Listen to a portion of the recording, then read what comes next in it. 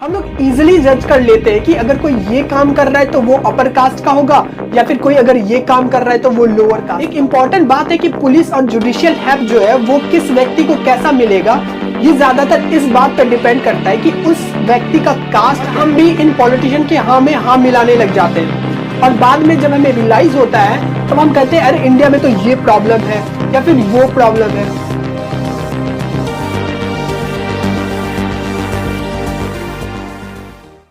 Welcome friends.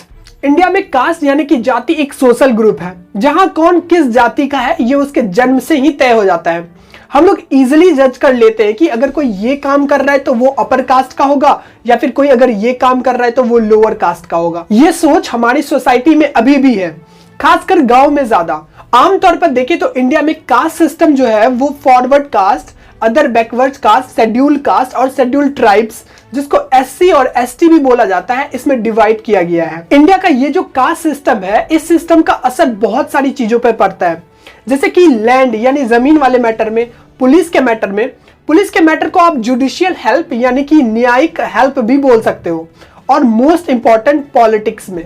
आपको पता है हमारे लीडर्स जो है वो बहुत ही इजीली ये कास्ट सिस्टम का यूज करके हमारी आंखों के सामने इलेक्शंस लड़ते हैं, और ऐसे लीडर्स जो मानो आप लीडर्स के नाम पर धब्बा हो इलेक्शन जीत जाते हैं।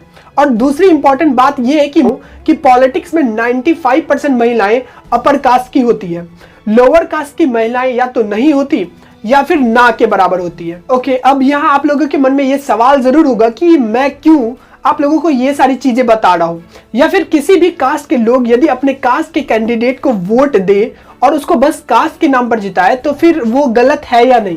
तो चलिए इसको समझते हैं।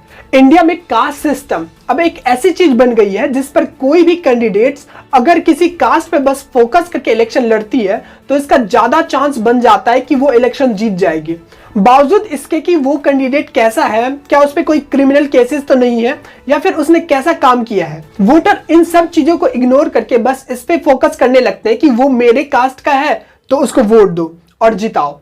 इस टाइप के वोटर्स के मेंटेलिटी जो है वो छोटे छोटे इलेक्शंस जैसे पंचायत इलेक्शन से बनती है। पंचायत इलेक्शन में क्या होता है कि किसी पंचायत में एक कास्ट के लोगों का नंबर ज्यादा होता है और उस कास्ट के कैंडिडेट के द्वारा लोगों के दिमाग में ये भरा जाता है कि मैं तो आपके कास्ट का कैंडिडेट हूं इसलिए मुझे वोट दो। कोई और कास्ट का कैंडिडेट जीत जाए इससे तो ये अच्छा है ना कि आपके कास्ट का कैंडिडेट जीते। मुझे लगता है कि एक वजह ये भी है जिससे लोगों की मेंटालिटी बिल्ड होती है और वोटर्स अपने कास्ट के कैंडिडेट को ही वोट देना पसंद करते हैं, चाहे वो कैंडिडेट कैसा भी हो, बस उसके कास्ट का होना चाहिए। वोटर्स इसलिए भी अपनी कास्ट के कैंडिडेट को वोट करना पसंद करते हैं क्योंकि ये हमारे सिस्टम का भी फेलियर है।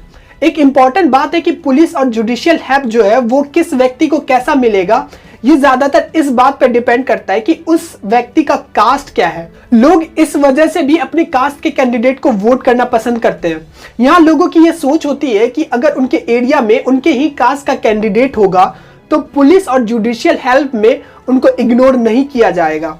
अब ये जो मेंटेलिटी है ये सही है या गलत, इसका जवाब आपको कमेंट में देना है। यहाँ पे एक और क्वेश्चन जरूर हो सकता है कि आखिर क्यों और किसने ये कास्ट सिस्टम बनाया। आपको तो पता ही होगा कि इंडिया में कुछ हद तक ये कास्ट डिसाइड करता है कि आप क्या हो और फिर आपको किस टाइप का काम करना चाहिए। इसलिए चलिए इसका शॉर्ट में थोड़ा हिस्ट्री भी जान ले। इंडिया में कास्ट सिस्टम शुरू होने की बहुत सारी थ्योरीज है, बट सबसे ज्यादा फर्क अंग्रेजों के टाइम में आया। उन्होंने ये रूल बनाया था कि इंडिया में जो हायर पोस्ट होंगे उनमें सिर्फ अपर कास्ट के लोग ही काम कर सकते हैं। ये सिस्टम हमारे देश में अंग्रेजों के जाने के बाद भी बहुत टाइम तक चला था। इस सिस्टम को खत्म करने के लिए बहुत सारे सामाजिक आंदोलन भी हुए हैं। 1979 में प्राइम मिनिस्टर मोरारजी देसाई के द्वारा मंडल आयोग का गठन किया गया था। इस आयोग के गठन का पर्पस था कि ओबीसी, एससी और एसटी यानी लोअर कास्ट को गवर्नमेंट पोजीशन पर आरक्षण दिया जाए। अगस्त 1990 में गवर्नमेंट ने इसको लागू करने की घोषणा की थी, बट इसके अगेंस्ट बहुत प्रोटेस्ट भी हुआ था। उसके बाद सुप्रीम कोर्ट ने इस पर कुछ टाइम के लिए स्टे ऑर्डर लगा दिया था, लेकिन 1992 में सेंट्रल गवर्नमेंट ने इसको लागू कर दिया। ये कास्ट रिजर्वेशन सिस्टम आज भी हमारे देश में प्रॉब्लम की एक वजह है। अगर आपको कास्ट रिजर्वेशन सिस्टम के बारे में जानना है कि ये सही है या फिर गलत, तो नीचे कमेंट कर दीजिएगा कास्ट रिजर्वेशन वीडियो लिखकर। 50 कमेंट्स आने पर मैं इस पर वीडियो जरूर बनाऊंगा। फिलहाल इस वीडियो को कंटिन्यू करते हैं। कास्ट पॉलिटिक्स में कोई एक छोटी चीज नहीं है। इंडिया की कई सारी पॉलिटिकल पार्टियों का वोट बैंक होती है ये कास्ट। जब पॉलिटिशियन कास्ट के आधार पर पॉलिटिक्स करने लग जाते हैं तब बहुत सारे मुद्दे जैसे पॉवर्टी, हेल्थ, एजुकेशन, करप्शन वगैरह से हमारा ध्यान इजिली हट जाता है और हम भी इन पॉलिटिशियन के हाँ में हाँ मिलाने लग जाते हैं।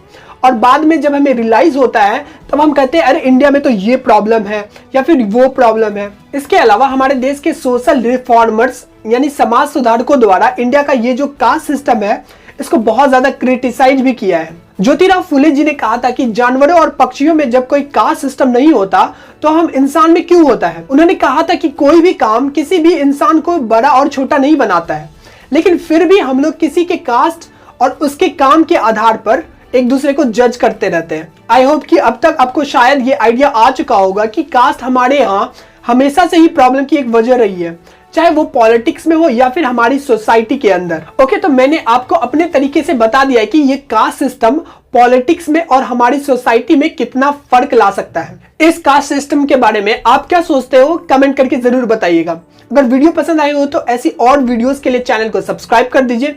तो मिलते हैं नेक्स्ट वीडियो में।